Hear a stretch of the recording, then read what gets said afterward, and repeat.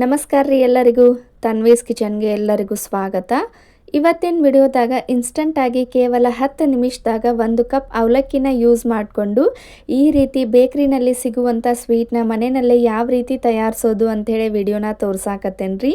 ಈ ಸ್ವೀಟ್ನ ರುಚಿ ಒಮ್ಮೆ ನೀವು ನೋಡಿದ್ರಿ ಅಂದರೆ ನೀವು ಮತ್ತೆ ಯಾವ ಸ್ವೀಟ್ನು ಬೇಕರಿಗೆ ಹೋಗಿ ತರೋ ಅವಶ್ಯಕತೆನೇ ಬರೋದಿಲ್ಲ, ಅಷ್ಟೊಂದು ಟೇಸ್ಟಿಯಾಗಿ ಬರ್ತೈತಿ. ಮನೆಯಲ್ಲಿರುವಂಥ ಕೇವಲ 3 ಪದಾರ್ಥನ ಯೂಸ್ ಮಾಡಿಕೊಂಡು ಈ ರೀತಿ ಇನ್ಸ್ಟಂಟಾಗಿ ಹೆಲ್ದಿಯಾಗಿರುವಂಥ ಸ್ವೀಟ್ ರೆಸಿಪಿನ ಹೆಂಗೆ ಮಾಡೋದು ಅಂಥೇಳಿ ಒಂದು ಸರ್ತಿ ಹೋಗಿ ವಿಡಿಯೋನ ನೋಡ್ಕೊಂಡು ಬರೋಣಂತ ಬರ್ರಿ. ಅದಕ್ಕಿಂತ ಫಸ್ಟು ನಿಮ್ಮೆಲ್ಲರ ಹತ್ರ ಒಂದು ರಿಕ್ವೆಸ್ಟ್, ಯಾರು ನಮ್ಮ ಚಾನಲ್ಗೆ ಫಸ್ಟ್ ಟೈಮ್ ವಿಸಿಟ್ ಮಾಡಿದಾರಲ್ಲ ಅವರು ಚಾನಲ್ನ ಸಬ್ಸ್ಕ್ರೈಬ್ ಮಾಡ್ಕೊರಿ. ಹಂಗೆ ನಿಮ್ಗೆ ಈ ಅವಲಕ್ಕಿಯಿಂದ ಮಾಡಿರುವಂಥ ಸ್ವೀಟು ಇಷ್ಟ ಆದ್ರೆ ಒಂದು ಲೈಕ್ ಕೊಡ್ರಿ. ಬರೀ ಹಂಗಿದ್ರೆ ವಿಡಿಯೋನ ಸ್ಟಾರ್ಟ್ ಮಾಡೋಣ. ಫಸ್ಟ್ ನಾನಿಲ್ಲಿ ಈ ರೆಸಿಪಿನ ಮಾಡೋಕೆ ಒಂದು ಮಿಕ್ಸಿ ಜಾರ್ನ ತೊಗೊಳಕತ್ತೇನ್ರಿ. ಈ ಮಿಕ್ಸಿ ಜಾರ್ಗೆ ಕಪ್ಪಿನ ಅಳತೆಯಲ್ಲಿ 1 ಕಪ್ ಆಗುವಷ್ಟು ನಾನಿಲ್ಲೇ ಗಟ್ಟಿ ಅವಲಕ್ಕಿನ ತೊಗೊಂಡೇನ್ರಿ.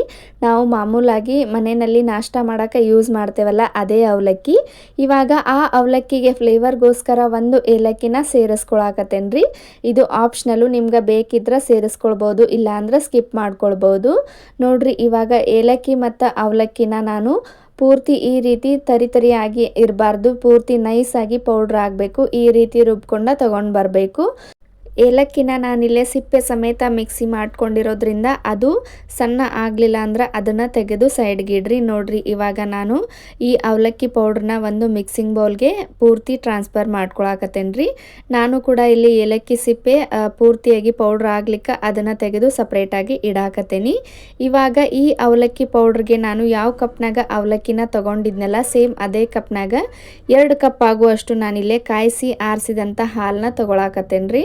ನೀವು ಈ ಹಾಲು ಬದಲಿಗೆ ಹಸಿ ತೆಂಗಿನಕಾಯಿ ಇರ್ತೈತಲ್ಲ ಆ ತೆಂಗಿನಕಾಯಿನ ಮಿಕ್ಸಿಗೆ ಹಾಕ್ಕೊಂಡು ಅದ್ರ ಹಾಲು ತೆಗೆದುಕೊಂಡು ಕೂಡ ಈ ಸ್ವೀಟ್ನ ಮಾಡ್ಕೊಳ್ಬೋದು. ಆದರೆ ಈಸಿ ಆಗಿರೋದ್ರಿಂದ ನಾನು ಮನೆಯಲ್ಲಿರುವಂಥ ಹಾಲನ್ನ ಯೂಸ್ ಮಾಡಾಕತ್ತೇನ್ರಿ. ನೋಡ್ರಿ, ಇವಾಗ ಅವಲಕ್ಕಿ ಪೌಡ್ರು ಮತ್ತು ಹಾಲನ್ನ ನೀಟಾಗಿ 1 ಸ್ಪೂನ್ ತೊಗೊಂಡು ಮಿಕ್ಸ್ ಮಾಡಿ ಇದನ್ನು ಒಂದು 10 ರಿಂದ 15 ನಿಮಿಷ ನೆನೆಯೋದಕ್ಕೆ ಇಡಬೇಕ್ರಿ.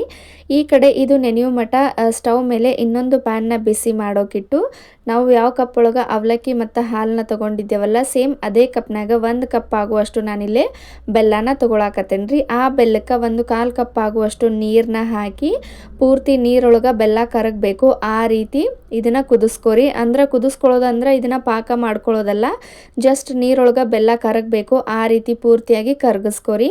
ನೀವಿಲ್ಲೇ ಬೆಲ್ಲದ ಬದಲಿಗೆ ಸಕ್ಕರೆ ಕೂಡ ಯೂಸ್ ಮಾಡ್ಕೊಳ್ಬೋದು, ಆದ್ರೆ ಆರೋಗ್ಯಕ್ಕೆ ಬೆಲ್ಲನೇ ಒಳ್ಳೆಯದು. ಆದಷ್ಟು ಬೆಲ್ಲನ ಯೂಸ್ ಮಾಡಿಕೊಂಡು ಈ ಸ್ವೀಟ್ನ ಮಾಡ್ಕೊರಿ.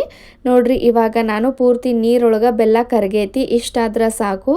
ಇವಾಗ ಪೂರ್ತಿ ಉರಿನ ಲೋ ಫ್ಲೇಮ್ನಲ್ಲಿ ಇಟ್ಕೊಂಡು ನಾವಾಗಲೇ ಅವಲಕ್ಕಿ ಪೌಡ್ರು ಮತ್ತು ಹಾಲನ್ನ ಮಿಕ್ಸ್ ಮಾಡ್ಕೊಂಡಿದ್ದೀವಲ್ಲ ಅದನ್ನು ಇದಕ್ಕೆ ಸೇರಿಸ್ಕೊಳ್ಬೇಕು. ನೋಡ್ರಿ, ಈಗ ನಾನು ಕೂಡ ಉರಿನ ಪೂರ್ತಿ ಲೋ ಫ್ಲೇಮ್ನಲ್ಲಿಟ್ಟು ಅದನ್ನು ಸೇರಿಸ್ಕೊಳಕತ್ತೀನಿ. ನಾವು ಅವಲಕ್ಕಿ ಮತ್ತು ಹಾಲನ್ನ ನೆನೆಸಿರೋದ್ರಿಂದ ಅದು ಪೂರ್ತಿಯಾಗಿ ಗಟ್ಟಿ ಆಗಿರ್ತೈತಿ. ನೋಡ್ರಿ, ಅವಲಕ್ಕಿ ಪೂರ್ತಿ ಹಾಲನ್ನೆಲ್ಲ ಹೀರ್ಕೊಂಡು ಈ ರೀತಿ ಗಟ್ಟಿ ಆಗಿರ್ತೈತಿ. ಇವಾಗ ಆ ಬೆಲ್ಲದ ನೀರಿಗೆ ಈ ಪೇಸ್ಟ್ನ ಹಾಕಿ ಮಿಕ್ಸ್ ಮಾಡಬೇಕು. ಉರಿನ ಲೋ ಫ್ಲೇಮ್ನಲ್ಲಿ ಇಟ್ಕೊಂಡು ಇದನ್ನು ಮಿಕ್ಸ್ ಮಾಡ್ಕೊರಿ.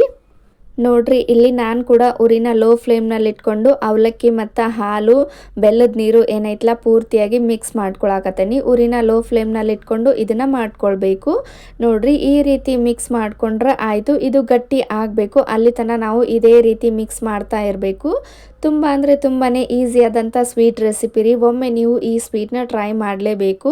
ಟೇಸ್ಟ್ ಅಂತೂ ನೀವು ಕೇಳೋ ಹಾಗೆ ಇಲ್ಲ, ಅಷ್ಟೊಂದು ರುಚಿಯಾಗಿ ಬರ್ತೈತಿ. ಅಮೇಝಿಂಗ್ ಅಂತಲೇ ಹೇಳ್ಬೋದು. ನೋಡ್ರಿ, ಇವಾಗ ಈ ರೀತಿ ಅವಲಕ್ಕಿ ಮಿಶ್ರಣ ಪೂರ್ತಿಯಾಗಿ ಗಟ್ಟಿ ಆಗಬೇಕು. ಇದಕ್ಕೆ ನಿಮ್ಗೆ ಬೇಕು ಅಂದ್ರೆ 2 ಟೀ ಸ್ಪೂನಷ್ಟು ತುಪ್ಪನ ಹಾಕಿ ಮಿಕ್ಸ್ ಮಾಡ್ಕೊಳ್ಬೋದು, ಬೇಡ ಅಂದ್ರೆ ಬಿಡ್ಬೋದು. ನೋಡ್ರಿ, ಇಲ್ಲಿ ನಾನು ಕೂಡ 1 ಟೀ ಸ್ಪೂನಷ್ಟು ತುಪ್ಪನ ಹಾಕಿ ಇದನ್ನು ಮಿಕ್ಸ್ ಮಾಡ್ಕೊಳಕತ್ತೇನಿ.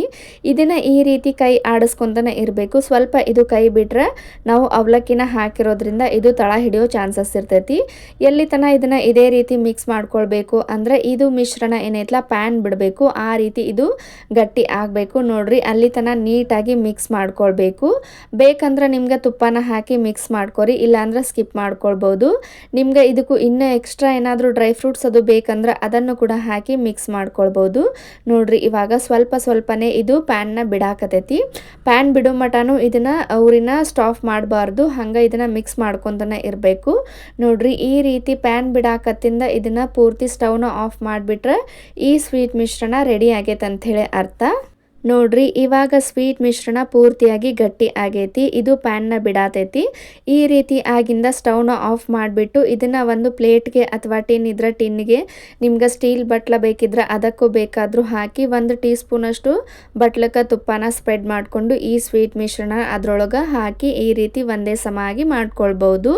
ನೋಡ್ರಿ ಇವಾಗ ನಾನು ಕೂಡ ಇಲ್ಲಿ ಒಂದು ಸ್ಟೀಲ್ ಪ್ಲೇಟ್ನ ತಗೊಂಡು ಅದಕ್ಕೆ ಒಂಚೂರು ತುಪ್ಪನ ಸ್ಪ್ರೆಡ್ ಮಾಡಿ ಈ ಸ್ವೀಟ್ ಮಿಶ್ರಣ ಪೂರ್ತಿಯಾಗಿ ಅದಕ್ಕೆ ಟ್ರಾನ್ಸ್ಫರ್ ಮಾಡಿಕೊಂಡು ಇದನ್ನು ಒಂದು ಸ್ಪೂನ್ ತಗೊಂಡು ಬಿಸಿ ಇರುವಾಗಲೇ ಒಂದೇ ಸಮ ಆಗುವಂಗೆ ನೀಟಾಗಿ ಸ್ಪ್ರೆಡ್ ಮಾಡ್ಕೊಳ್ಬೇಕು. ಹಿಂಗೆ ಒಂದೇ ಸಮ ಆಗುವಂಗೆ ನೀಟಾಗಿ ಸ್ಪ್ರೆಡ್ ಮಾಡಿಂದ ಈ ಸ್ವೀಟ್ ಮಿಶ್ರಣನ ಹೊರಗಡೆ ಇಡೋದಾದ್ರೆ 1 ಅವರ್ ಬಿಡಬೇಕು. ಫ್ರಿಜ್ ಒಳಗೆ ಇಡೋದಾದ್ರೆ ಒಂದು ಹಾಫ್ ಆನ್ ಅವರ್ ಇಲ್ಲ ಒಂದು 15 ನಿಮಿಷದೊಳಗೆ ಈ ಸ್ವೀಟು ಪೂರ್ತಿಯಾಗಿ ಸೆಟ್ ಆಗ್ತೈತಿ. ಒಟ್ಟಿನಲ್ಲಿ ಇದು ಪೂರ್ತಿಯಾಗಿ ತನ್ಗ ಆಗಬೇಕು, ಅಲ್ಲಿ ತನಕ ಈ ಸ್ವೀಟ್ ಮಿಶ್ರಣನ ಸೆಟ್ ಆಗೋದಕ್ಕೆ ಬಿಡಬೇಕು. ನೋಡ್ರಿ ಇಲ್ಲಿ ನಾನು ಕೂಡ ಒಂದೇ ಸಮ ಆಗುವಂಗೆ ನೀಟಾಗಿ ಇದನ್ನು ಸ್ಪ್ರೆಡ್ ಮಾಡ್ಕೊಂಡು ಫ್ರಿಜ್ ಒಳಗಿಟ್ಟು ಒಂದು ಹಾಫ್ ಆನ್ ಅವರ್ ಬಿಟ್ಟು ನೋಡಾಕತ್ತೇನಿ. ಪೂರ್ತಿ ಹಾಫ್ ಆನ್ ಅವರ್ ಬಿಟ್ಟು ನೋಡಿದ್ರೆ ಇದು ಸೆಟ್ ಆಗಿರ್ತೈತಿ. ಸ್ವಲ್ಪ ಕೂಡ ಪ್ಲೇಟ್ಗಾಗಲಿ ಸ್ಪೂನ್ಗಾಗಲಿ ಎಲ್ಲೂ ಅಂಟೋದಿಲ್ಲ, ಅಷ್ಟು ಪರ್ಫೆಕ್ಟಾಗಿ ಈ ಸ್ವೀಟು ಬರ್ತೈತಿ. ಬೇಕ್ರಿನಲ್ಲಿ ಸ್ವೀಟು ಯಾವ ರೀತಿ ಟೇಸ್ಟ್ ಇರ್ತೈತಲ್ಲ, ಪೇಡೆ ಧಾರವಾಡ ಪೇಡೆದು ಸೇಮ್ ಅದೇ ಟೇಸ್ಟ್ ಬರ್ತೈತ್ರಿ. ಸ್ವಲ್ಪ ಕೂಡ ಡಿಫ್ರೆಂಟ್ ಇರೋದಿಲ್ಲ. ಚಿಕ್ಕ ಮಕ್ಕಳಿಗೆಲ್ಲ ಇದೇ ರೀತಿ ಸ್ವೀಟ್ನ ಮಾಡಿಕೊಡ್ರಿ. ಸುಮ್ಮನೆ ಬೇಕ್ರಿಗೆ ಹೋಗಿ ಯಾವಾಗಲೂ ಮಾಡಿಟ್ಟಂಥ ಸ್ವೀಟ್ನ ತರೋದಕ್ಕಿಂತ ಇನ್ಸ್ಟಂಟಾಗಿ ನಾವು ಈ ಸ್ವೀಟ್ನ ಮಕ್ಕಳಿಗೆ ಮಾಡಿಕೊಟ್ರೆ ಹೆಲ್ದಿಯಾಗೂ ಇರ್ತೈತಿ ಮತ್ತು ನಾವೇ ಮಾಡಿದ್ದೀವಲ್ಲ ಅನ್ನೋ ಒಂದು ಖುಷಿನೂ ಇರ್ತೈತಿ. ನೋಡ್ರಿ ಇವಾಗ ನಾನು ಪೂರ್ತಿ ಇದನ್ನು ಸೆಟ್ ಆಗೋದಕ್ಕೆ ಬಿಟ್ಟು ಈ ಸ್ವೀಟ್ ಮಿಶ್ರಣನ ನೋಡಾಕತ್ತೇನಿ. ಈ ರೀತಿ ಬೆರಳಿಂದ ಸ್ವಲ್ಪ ಎಡ್ಜಸ್ನ ಬಿಡಿಸ್ಕೊಂಡು ಒಂದು ಪ್ಲೇಟ್ ತಗೊಂಡು ಇದನ್ನು ಉಲ್ಟಾ ಮಾಡಿಬಿಟ್ರೆ ತುಂಬ ಅಂದರೆ ತುಂಬಾ ಈಸಿಯಾಗಿ ಸ್ವೀಟು ಬರ್ತೈತ್ರಿ. ಸ್ವಲ್ಪ ಕೂಡ ಅಂಟೋದಿಲ್ಲ. ನೋಡ್ರಿ ಯಾವ ರೀತಿ ಸ್ವೀಟು ಪರ್ಫೆಕ್ಟಾಗಿ ಬಂದೈತೆ ಅಂತ ಹೇಳಿ. ಮನೆಯಲ್ಲಿರುವಂಥ ಕೇವಲ 3 ಪದಾರ್ಥನ ಯೂಸ್ ಮಾಡಿಕೊಂಡು ಇನ್ಸ್ಟಂಟಾಗಿ ಈ ಒಂದು ಸ್ವೀಟ್ನ ನೀವು ಮಾಡಿ ನೋಡ್ರಿ. ಚಿಕ್ಕ ಮಕ್ಕಳಿಂದ ಹಿಡಿದು ದೊಡ್ಡವ್ರ ತನಕ ಇಷ್ಟಪಟ್ಟು ತಿಂತಾರೆ. ನೋಡ್ರಿ ಎಷ್ಟು ಪರ್ಫೆಕ್ಟಾಗಿ ಬಂದೈತೆ ಅಂಥೇಳಿ. ಸೇಮ್ ಕೇಕ್ ಯಾವ ರೀತಿ ಇರ್ತೈತಲ್ಲ ಅದೇ ರೀತಿ ಬರ್ತೈತಿ. ಸ್ವಲ್ಪ ಕೂಡ ಅಂಟೋದಿಲ್ಲ. ನಿಮ್ಗೆ ಟೆನ್ಷನ್ನ ಬೇಡ ಇದನ್ನು ಮಾಡಾಕತ್ರ ಇದು ಕೆಟ್ಟು ಹೋಗ್ತೈತೆ ಅಂಥೇಳಿ. ಯಾರು ಬೇಕಾದರೂ ಫಸ್ಟ್ ಟೈಮ್ ಮಾಡೋರು ಕೂಡ ಈ ಸ್ವೀಟ್ನ ಆರಾಮಾಗಿ ಮಾಡ್ಕೊಳ್ಬೋದು. ನೋಡ್ರಿ ಇವಾಗ ನಾನು ಕೂಡ ಇಲ್ಲಿ ಒಂದು ಚಾಕು ತಗೊಂಡು ಇದನ್ನು ಕಟ್ ಮಾಡಿ ತೋರ್ಸಾಕತ್ತೇನಿ. ನಮ್ಗೆ ಯಾವ ಶೇಪ್ ಒಳಗೆ ಈ ಸ್ವೀಟು ಬೇಕಲ್ಲ ಆ ಶೇಪ್ ಒಳಗೆ ಇದನ್ನು ಕಟ್ ಮಾಡಿ ಇಟ್ಕೊಂಡ್ರೆ ಆತು. ತುಂಬ ಅಂದರೆ ತುಂಬಾ ರುಚಿಯಾಗಿರ್ತೈತಿ. ಟೇಸ್ಟ್ ಕೂಡ ಅಮೇಝಿಂಗ್ ಅಂತಲೇ ಹೇಳ್ಬೋದು. ಒಂದ್ಸಲ ನೀವು ಈ ಸ್ವೀಟ್ನ ಟ್ರೈ ಮಾಡಲೇಬೇಕು. ರುಚಿಯಾಗಿರುವಂಥ ಈ ಅವಲಕ್ಕಿ ಸ್ವೀಟ್ ರೆಸಿಪಿ ನಿಮ್ಗೆ ಸ್ವಲ್ಪನಾದರೂ ಇಷ್ಟ ಆಗಿದ್ರೆ ಅಥವಾ ನಮ್ಮ ಚಾನಲ್ಗೆ ಯಾರಾದರೂ ಫಸ್ಟ್ ಟೈಮ್ ವಿಸಿಟ್ ಮಾಡಿದ್ರೆ ಚಾನಲ್ನ ಸಬ್ಸ್ಕ್ರೈಬ್ ಮಾಡ್ಕೊರಿ. ಈ ರೆಸಿಪಿ ನಿಮ್ಗೆ ಇಷ್ಟ ಆಗಿದ್ರೆ ಒಂದು ಲೈಕ್ ಕೊಡೋದನ್ನು ಮಾತ್ರ ಮರಿಬೇಡ್ರಿ. ಈ ಸ್ವೀಟ್ನ ನೀವು ಫ್ರಿಜ್ ಒಳಗಿಟ್ಟು ಸ್ಟೋರ್ ಮಾಡ್ಕೊಳ್ಳೋದಾದ್ರೆ ಒಂದು 3 ರಿಂದ 4 ದಿನ ಇಟ್ಟು ಸ್ಟೋರ್ ಮಾಡ್ಕೊಳ್ಬೋದು.